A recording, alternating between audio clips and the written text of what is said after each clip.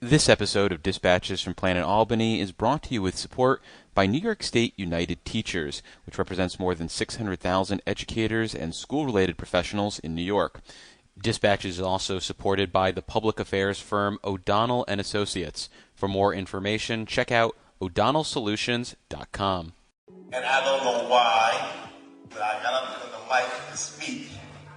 And I just said, hey, when I think about Congressman Charles Reisman, I think about my mother, who's affectionately in love with him, and often saying Charles make her moist.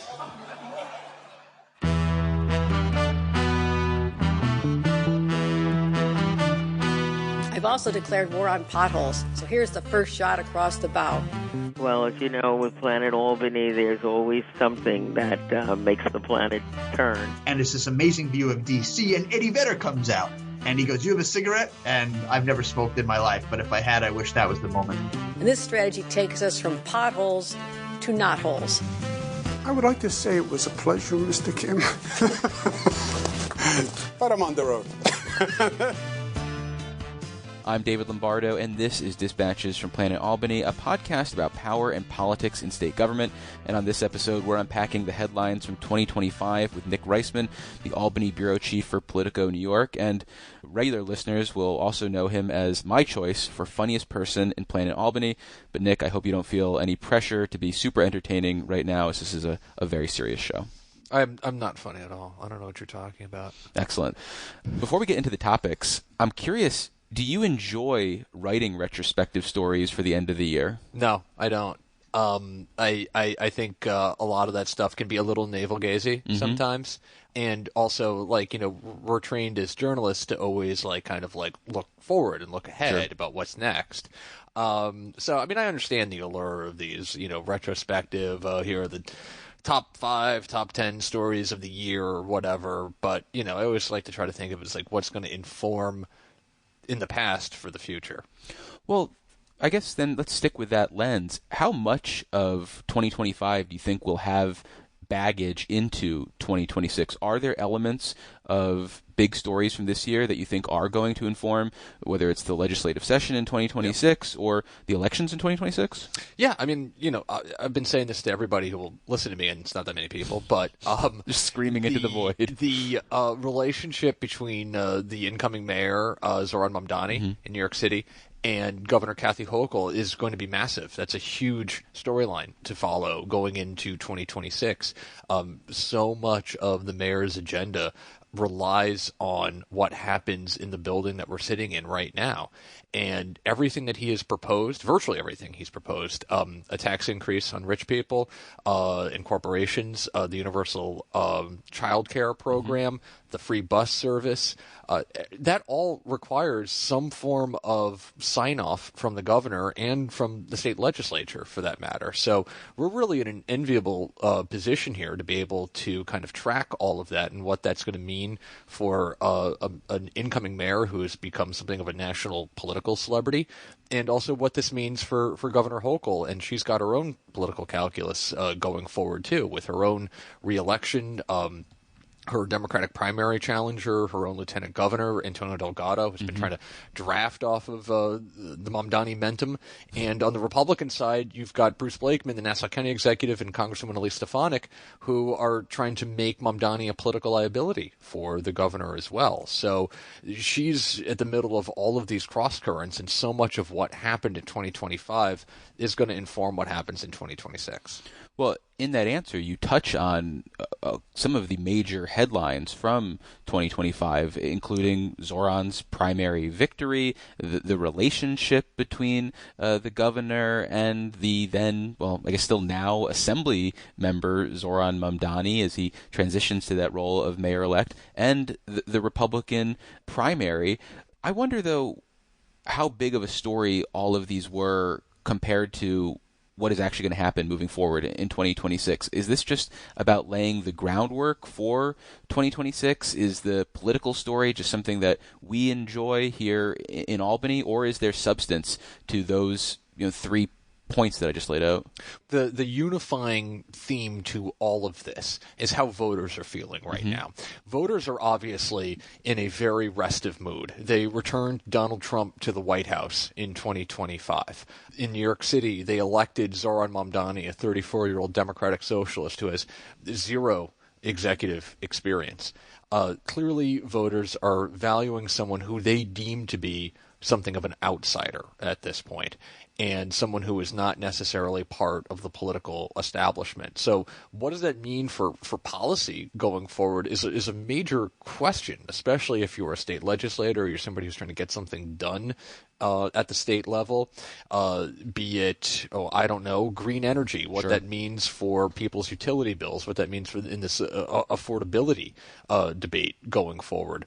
If you're someone in the public safety space, what does this mean for how the governor is going to be approaching a crime, especially in New York City, especially the way that Zoran Mamdani has been approaching crime and public safety in New York City. So there's all these various crosscurrents that are going to be going on, in part because I think to a certain degree elected officials are a little nervous with how voters are feeling. We haven't really seen this in a very long time, where voters are leaning into a degree of economic populism that's more reminiscent of probably more than a century ago. Like, you have to really go back to the early 20th century to really get a flavor for how dissatisfied voters are with the political establishment, and sometimes that leads them to make some highly unusual, if not extreme, choices.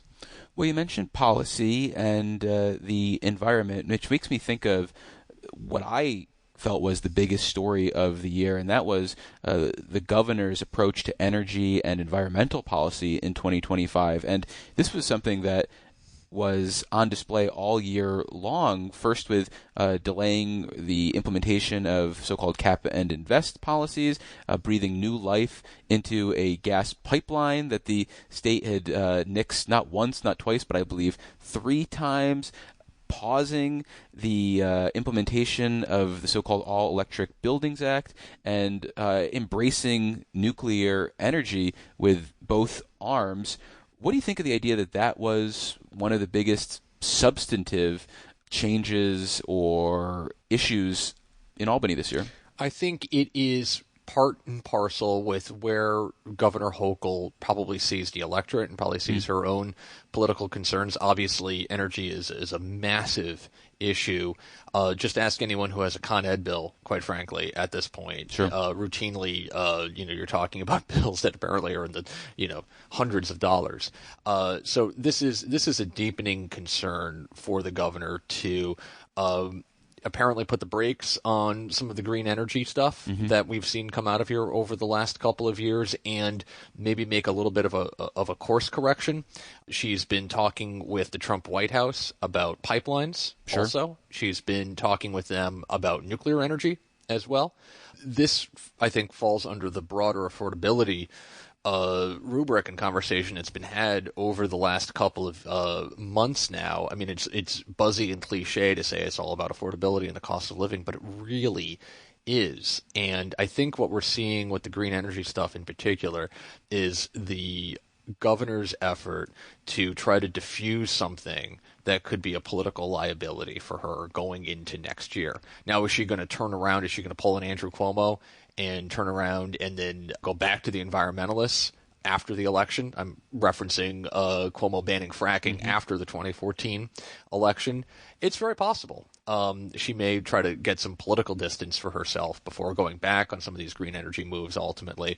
But unlike hydrofracking, I think the green energy thing does have some real logistical questions involving the power grid, that if you talk to anyone at the New York Independent System Operator or something like that, they will say there are some real questions here in terms of enacting a lot of these policies and provisions and measures. And so on the one hand, the governor may be taking a pragmatic approach to this, but she's also taking, quite frankly, a political approach to it, in part because she does not want to be blamed for sky-high utility bills, understandably so. Well, sticking with the idea of affordability, one of the issues that I think is not going to have the same amount of staying power as everything you just talked about is the inflation refund checks. Do you think those end up being a blip in history, or do you think there is any lingering voter sentiment about something like that when they go to the polls in 2026?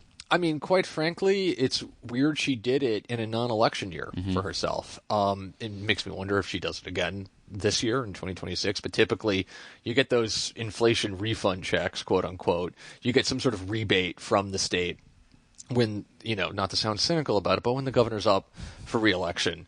And it was interesting that she did that though in an off-cycle year. I mean, clearly, look, does it fall under like a kind of a classic populist move? Not quite. No. It's really kind of a standard issue politician thing to do. I mean, George Pataki did those. Andrew Cuomo, I think, did one or two. He did also. varieties of this. Yeah. He did variations of it. I mean, George W. Bush did it too. So, are voters going to remember the $200 that they got in October of 2025 when they go into the voting booth of November 2026? I would hazard a guess probably no. But I think what the governor would say is all of these various things will add up and will get her over the finish line in terms of people thinking about her being on their side with affordability. I'm not sure if I'm buying what I'm selling right now on that, but I think that might be part of the calculus here. Well, I also think there are going to be some people who in 2026, if this is a difficult budget, are going to be pointing to the $2 billion we spent on the inflation refund checks and being like, I would have rather had this for X, Y, and Z as opposed to sending almost every taxpayer a couple $100. But one of the other issues I want to talk about, which is not really commanding the same amount of oxygen in the room as it did 10 months ago, is the strike in New York's prison systems, which was all the rage for a couple weeks. There was, this expectation that we were really going to see some major reforms in the wake of this, that people were going to be forced into action. And there was also the death of Robert Brooks at the end of 2024.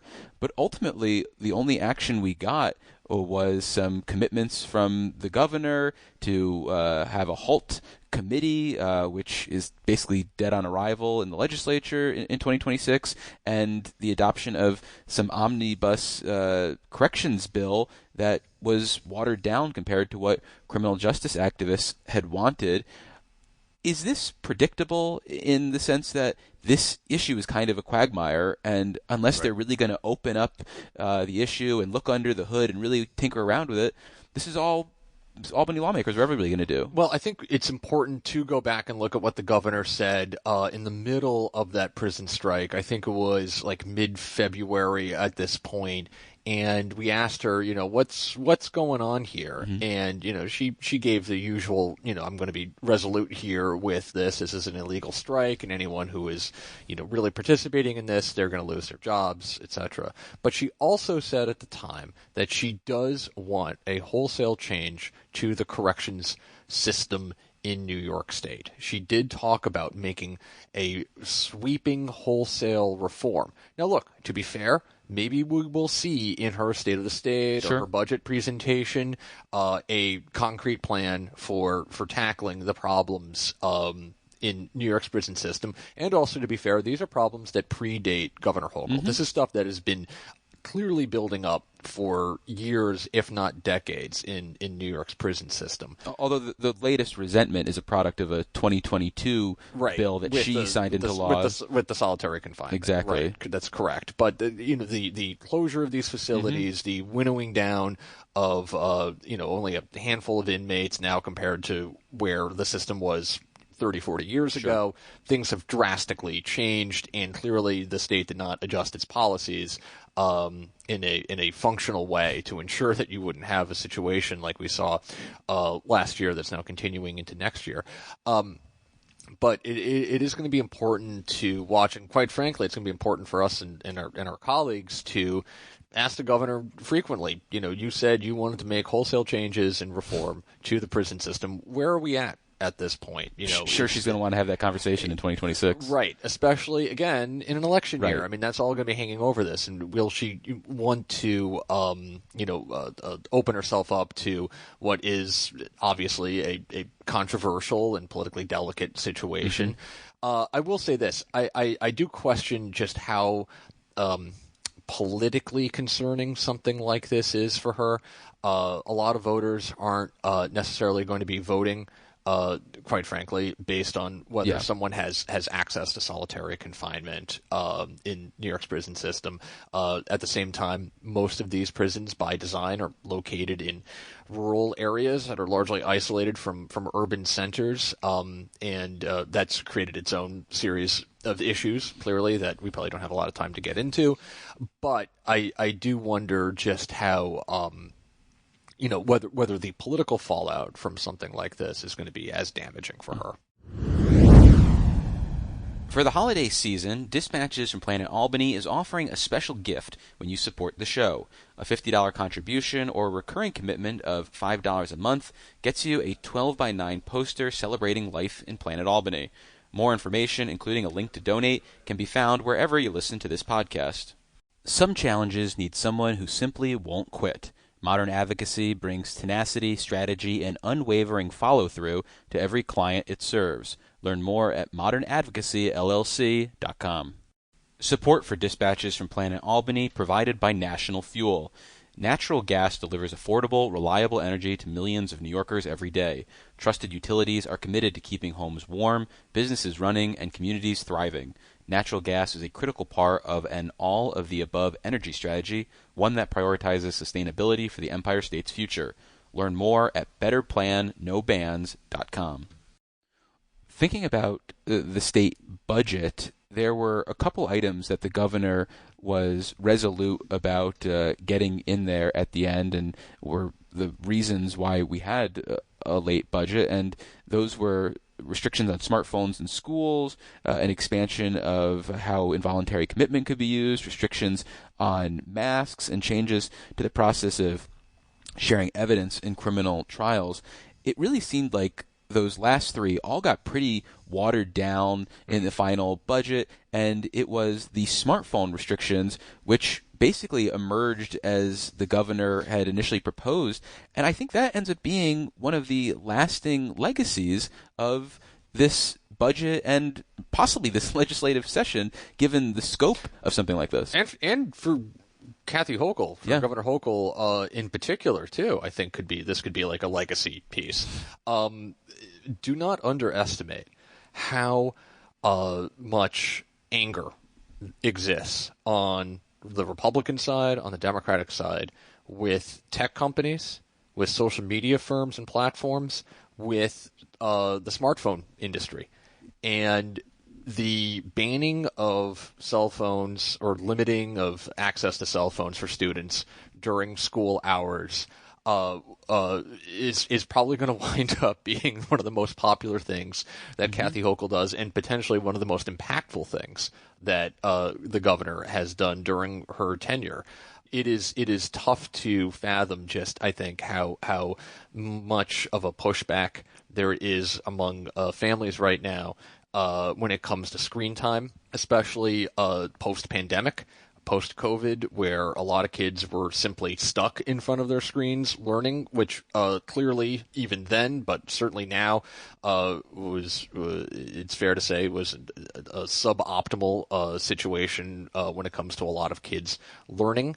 When it comes to bullying for kids, the smartphone thing obviously put all of that on steroids. Clearly, kids are going to be bullies no matter what, because that's something I think that predates smartphones. But all of this stuff has enabled a lot of bad stuff for anyone under the age of 18. So limiting the exposure that kids will be having on these smartphones, this could very well be a national model. You could very well see this be an issue in the presidential election in 2028, a national conversation surrounding how much the phone, and I'm looking at mine right now because I'm seeing notifications pop up. I mean, it's ubiquitous. It's a central part of our lives. And do we really want that not just for adults, but certainly for kids? Yeah. And so this started that conversation. And look, like this could very well benefit her going forward. And I think she is trying to benefit from it because the polling is largely supportive of this. And we've seen... highly supportive. Yeah, we've seen in other issues where the governor might take actions that people like, but they don't necessarily translate to support for her. And in this case, though, she's continued to hammer the point home with a survey on how kids are feeling so much better, making appearances at schools. And I would be shocked if she doesn't keep pushing on this issue throughout the 25-26 school year and makes it kind of one of those feel-good campaign messages in 2026. Right. I mean, look, I don't want to sound crass, but when she goes out there and says, look how many guns we just intercepted coming in from New Jersey and Connecticut, look how many shootings we stopped, that's a good thing, but is that really necessarily all that impressive? Or relatable to people. Or relatable to folks. I mean, for some folks who live in high crime areas, I would imagine it is. But, you know, having her associated with a policy like this is politically, you know, strategically a very, very smart move. And the trick is, as you alluded to, I think, making sure that voters closely associate her with this policy, is wrapping her in this. I would not be shocked if she makes it a major component of the State of the State when she delivers it in the next couple of weeks, simply because that, you know, we'll talk a little bit about this, I'm sure, but like simply because that's going to be an election year speech. But she will want to keep giving status updates. I would imagine we're going to get a status update in June, right as the school year is ending and right before that Democratic primary occurs. And she could do worse than having voters closely associate and align her with this cell phone ban. What about the issues that were all the rage for a hot minute and seem to have fizzled out? This list, to me, includes the time when they were going to change the dates for special elections in order to mess with the Republican majority, when it looked like we were going to have UN ambassador Elise Stefanik. Nothing came of that. Then we had... Well, something came of that, you know, a gubernatorial campaign. Sure, exactly. Okay, that's fair. That's fair. But no changes to the election law. Then we also had the conversation about redistricting and whether we needed to accelerate that, and no action, though, in 2025.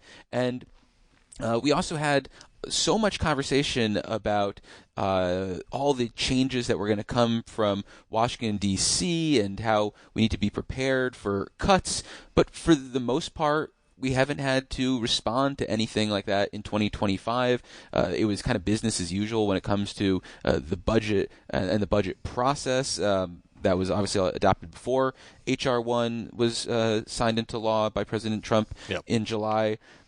Do you think we hear about any of these issues again in 2026? Obviously, H.R. 1 may inform the budget process, but what about those election law things? For example, do you think they actually begin the process of updating New York's redistricting Constitution language? Well, I'll answer that, but first, one of my favorite things that kind of fizzled out was when the governor proposed all these series of guardrails around Mayor Adams after it looked like the Trump administration may be somehow controlling the mayor after the DOJ dismissed the corruption charges against him.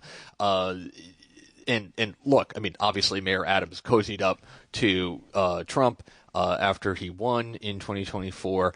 But when the judge in the case dismissed those charges with prejudice, meaning you can't bring them back, that's it. It's not like the sword of Damocles was hanging over Adams's head going forward. So the guardrails were perhaps a little superfluous at that point. That fizzled.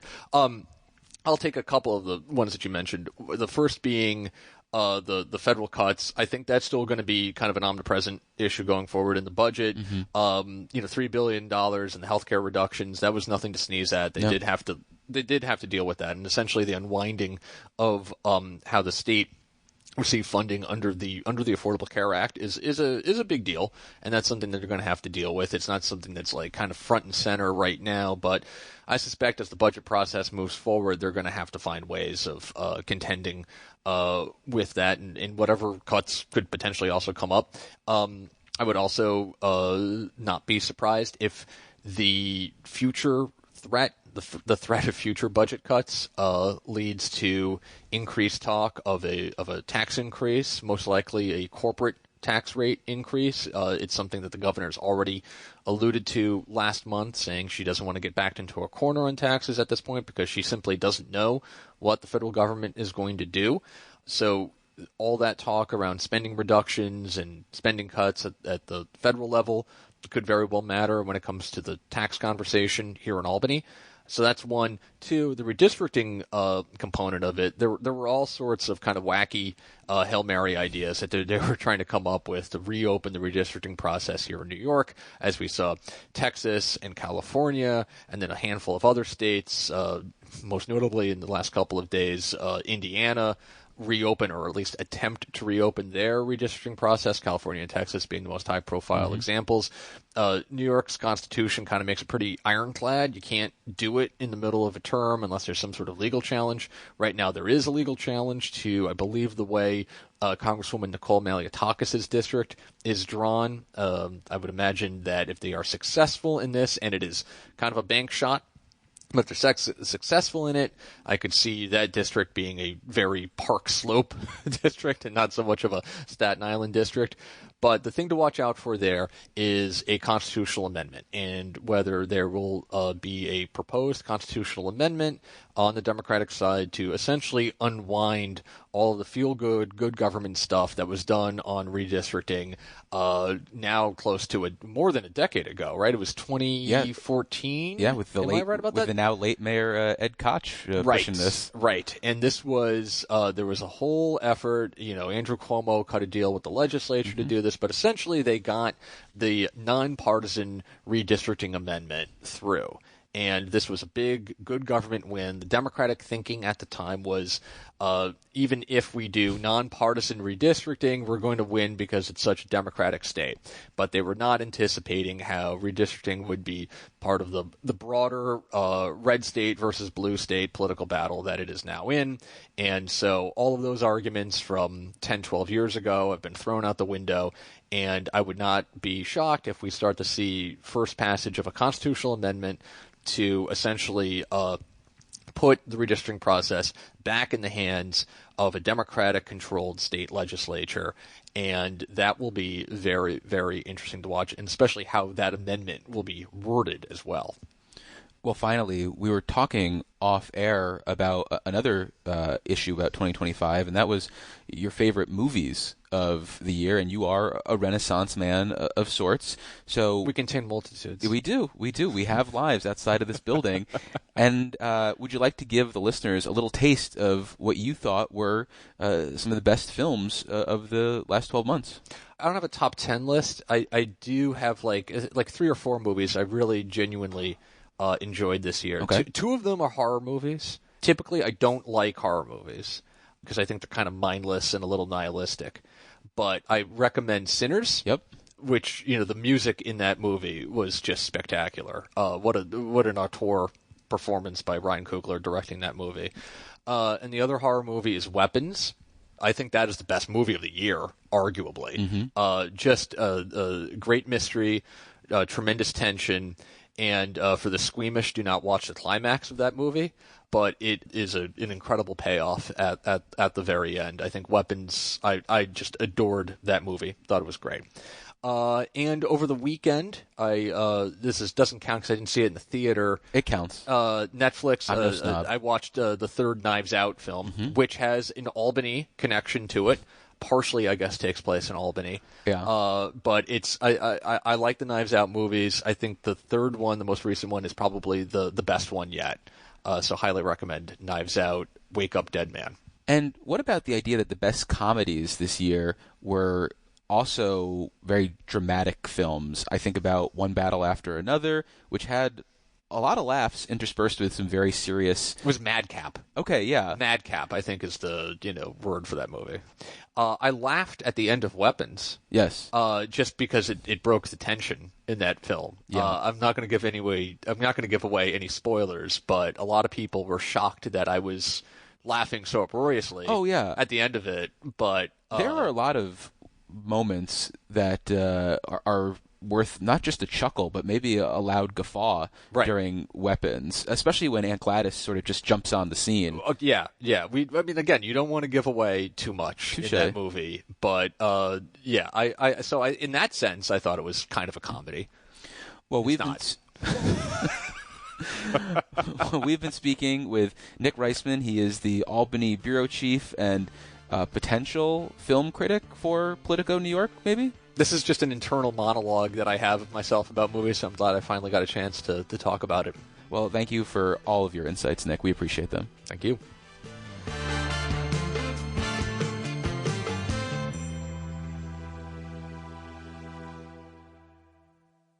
So someone was offended by that word, moist. His committee called me and said, hey guys, we got to sanction you because of the word moist.